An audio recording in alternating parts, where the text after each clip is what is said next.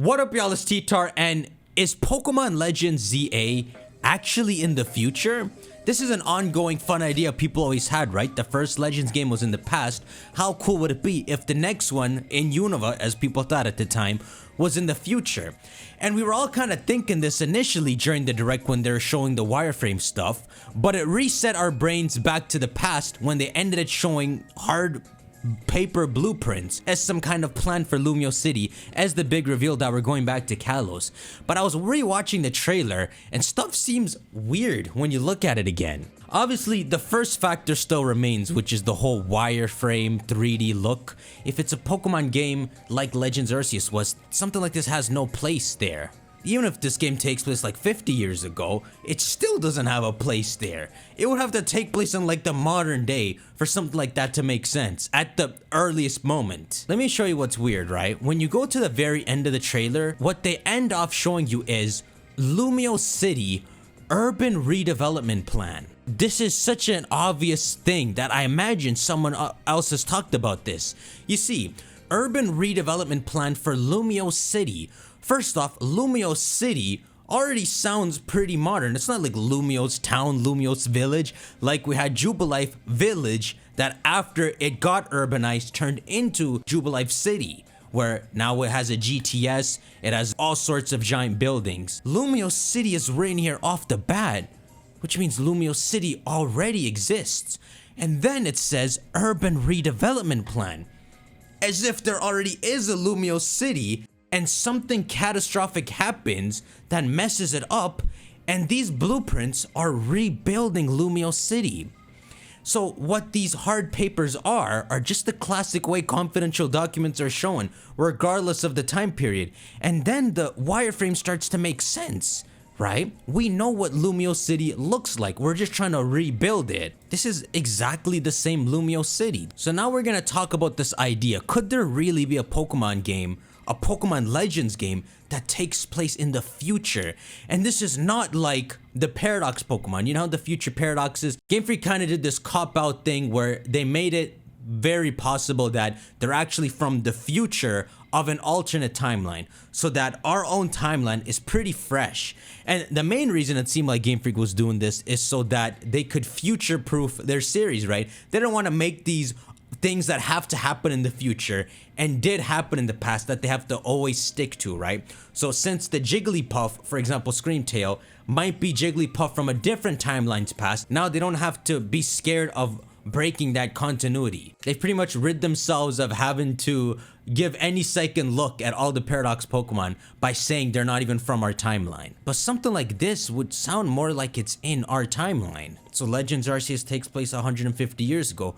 Pokemon Legends ZA like 150 years in the future, maybe even like 50 years in the future, where the story could be something like something has attacked Kalos before the start of this game, and you're starting this game in a broken down Lumio City, where maybe throughout the game you get resources and you give it back and you actually would construct new buildings. You know, the equivalent of quelling the noble Pokemon, you'd go out and do that, but each time you return and as you progress through the game, you'd be rebuilding Lumio City back to its former glory.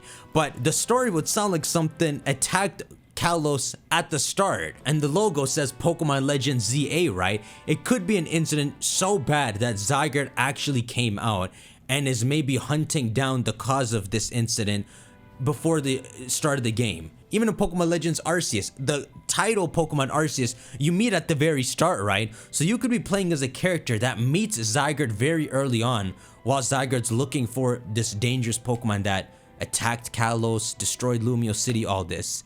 And in some weird way, you get something from Zygarde, because you know Game Freak does that weird you're the hero crap, so they'd give you something the same way you got Arceus's blessing in the Arc phone. But that's one half of the story. The other half of the story could be something I was saying in a previous video, where Zygarde could be a Pokemon they throw against us instead, and so it's actually the one we're opposing in some weird way. They do say it monitors the ecosystem, but we also don't know anything about it. Anyhow, these are just some initial thoughts on this idea, but then there's the second part of the logo, which is the A, which represents and looks a lot like the ultimate weapon when it's closed off.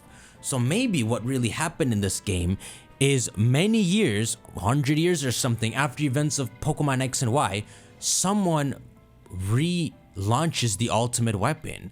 I mean, it's very odd, right? At the end of X and Y, Lysandre fires the ultimate weapon and it goes straight up and then comes straight back down on the ultimate weapon. And it would seem the weapon survived, but all you can see in Geosenge Town after is the hole that used to be there. He was either trying to make everyone get the curse of immortality or straight up destroy them. And while we don't know if anyone in Lysandre's lab is affected, we do know one person that ends up affected by the ultimate weapon. Well, I think so, which is Lysandre, right? He gets hit with the weapon. So that means in Pokemon X's timeline, Lysandre's the new AZ Wandering. He's immortal. He's about to grow 9 feet. You're about to see a 9-foot Lysandre in this game. But yeah, and then in Pokemon Y, because they say the ultimate weapon is what made AZ grow that big. Not even that he aged 3,000 years worth of growth. Apparently he just grew that way after using the weapon. Probably the life energy or something. But yeah, in one timeline, Lysandre is immortal. When one timeline he's destroyed. The game was supposed to continue after X and Y. To properly explain this, probably. I imagine the games that were supposed to come after X and Y might not even have been a sister game. It might have been a legit sequel. But now we're getting the sequel in a much different format in this. But yeah, that's the first oddity when talking about the future, which is that which future actually happened. Or maybe if you say that Lysandre avoided the beam, then you kind of close the timelines back again, right? Because he's the main factor of splitting the timelines. But either way, there's another thing to consider, which is that in order to use the ultimate weapon, let's say, because it's in the logo, right? The only way to use the ultimate weapon is with AZ's key. He is the one that has the key around his neck, which means that somehow if this was fired, they went and they tormented AZ again. Actually, so I'm looking at some screenshots of AZ and the key. So check it out. This is when you run into AZ earlier in the game. You can see the key very clearly on his chest, right? You're supposed to wonder, what is that he has always? But at the very end of the game, when Float is coming back, he doesn't actually have the key on his neck. See? So I suppose the key is gone. Yeah, look, it's even in the official artwork, right? So the key is gone at the end of the game. So whoever got the ultimate weapon back out, if that's the story you want to go with, they don't have to torment AZ. So it could just be someone who knows the story of the ultimate weapon and tries to bring it back out again, because it's essentially buried with the key. In truth, you would imagine, realistically, AZ, after the hole is in Geosenge Town, because he especially knows the danger of the ultimate weapon, he probably would have went and jumped in the hole, took the key, and went back out, right? Because that's the whole reason he carries the key, so no one can use the weapon. So I imagine you would have to torment him to get the key again. I mean, unless losing the key on his neck is symbolic that he's no longer carrying the weight, or he's like finally grown past himself, which is also linked to Floet coming back. So maybe the idea is that Lysandre destroys the ultimate weapon in that final blast. But you see, it gets weird because it's clearly shown in the logo here. Anyhow, there is one other thing that comes to mind when thinking about this, because Kalos is based off France, and Lumio City, the whole point of the tower in the middle is it's the Eiffel Tower. It's Paris. And there is some history with Paris where, bro, this is around like Napoleon time crap. They pretty much renovated the whole city.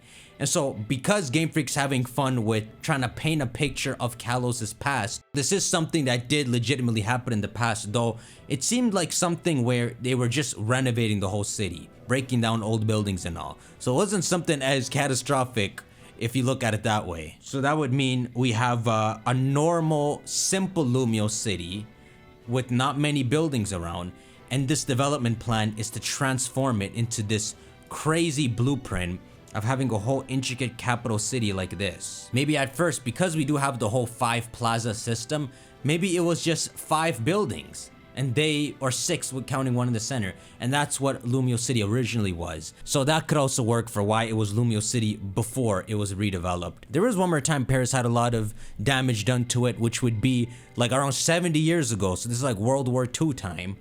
But would this game be freaking about 70 years ago? Also, the Napoleon one is more meaningful. That's what, as far as I know, properly transformed it from the old Paris into whatever Paris looks like now. It's called the Haussmann's renovation if you want to look it up. And it happened between 1853 and 1870, which is like around the time of Legends Arceus. Look at Wikipedia's coverage. Overcrowding, disease, crime, and unrest in the center of Old Paris.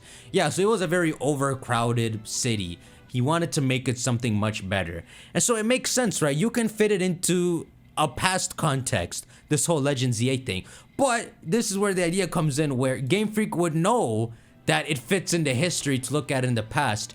And so they can hide under that cloak until they officially show us that this game takes place in the future, which would be so cool if it does. And what's cool is they never showed any gameplay. We don't have anything to go off. The moment they show a bit of gameplay, you'll be able to see that Black City look, to see, okay, this is in the future, or that more natural Legends Arceus-like look, to know it's probably in the past. So I suppose, going back to the idea of this being in the future, if Game Freak is still scared of confining themselves, they could do something like what they did in Legends Arceus, where you're a character from the modern day that's transported to the future, and in some weird way, the events of the game, after you complete them, you've already changed them.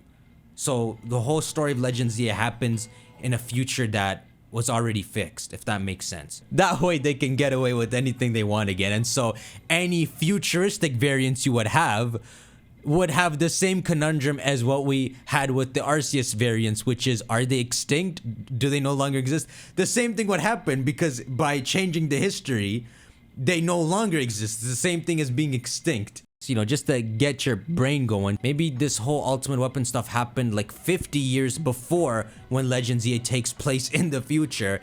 And so Pokemon have already adapted to this broken down Kalos region, and they've gained new changes to them. So you'd have a variant of like Dragonite, Helioptile, Jinx, Revavroom, all sorts. And they would be legit Pokemon with different typings, maybe different stat distributions. But because you fix the timeline at the end of the game, they no longer exist. But, you know, through some space-time distortion, they could be added into future Pokemon games and all. But that's just one way they could do it. I do think it's funny how it's a perfect way to make them extinct too, even though they're from the future. Anyhow, that's my thoughts. Y'all let me know in the comments. Does it sound like this is taking place in the past, around the Napoleon era of turning old Paris into new Paris? Or is Game Freak trying to be sneaky and this game actually takes place in the future, and that's why all these blueprints are like this? Because think about it, okay, if we're going by the Napoleon stuff, why the blueprints look like this? You know, it does look futuristic. I don't know which one I believe in. I'm gonna have to sit and think about this more, but I do think it's interesting that there is no gameplay shown to us, so if this is what's going on, Game Freak's hiding it well. Anyhow, let me know your thoughts, and I'll see you on the next one. Take care.